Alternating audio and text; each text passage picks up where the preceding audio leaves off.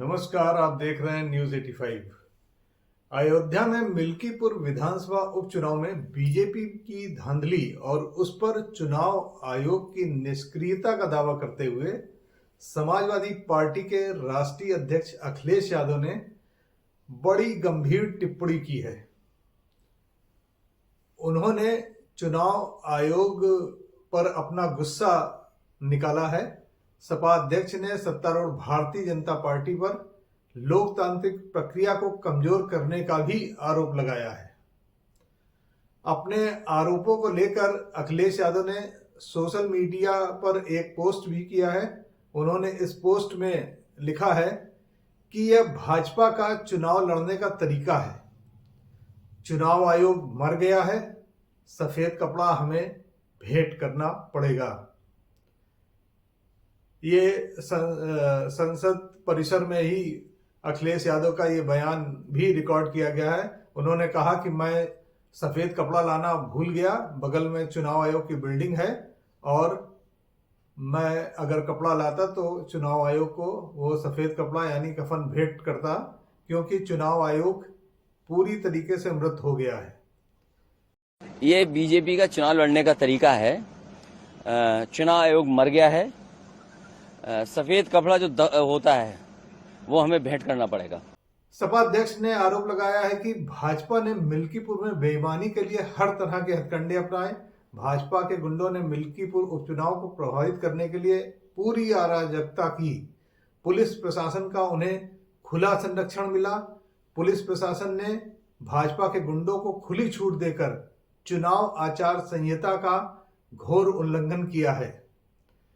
अखिलेश यादव ने दावा किया है कि पुलिस प्रशासन का रवैया अलोकतांत्रिक रहा है। दर्जनों बूथों पर समाजवादी पार्टी के बूथ एजेंटों को डराया धमकाया गया और इसके सबूत भी अपने पोस्ट के माध्यम से अखिलेश यादव ने चुनाव आयोग को भेजे हैं। साथ ही उनका कहना है कि उन्होंने कम से कम 500 शिकायतें चुनाव आयोग को भेजी, लेकिन चुनाव आयोग पूरी तरीके से निष्क्रिय रहा।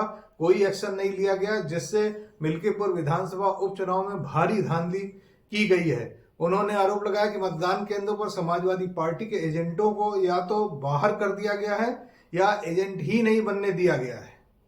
ज्यादातर बूथों पर ईवीएम खराब होने की शिकायतें मिली हैं। सपा नेता ने कहा कि ईवीएम तो कई जगह खराब रही, परंतु कुटिया अमानीगंज में 2 घंटे से ज्यादा मशीन खराब रही और मतदान बाधित रहा। उन्होंने कहा कि पर्ची के बावजूद कई जगह पर मतदाताओं को वोट नहीं डालने दिया गया। उन्होंने ये भी आरोप लगाया कि मुस्लिम महिलाओं का बुर्का हटाकर उनकी पहचान करने के बहाने उन्हें भयभीत और अपमानित किया गया।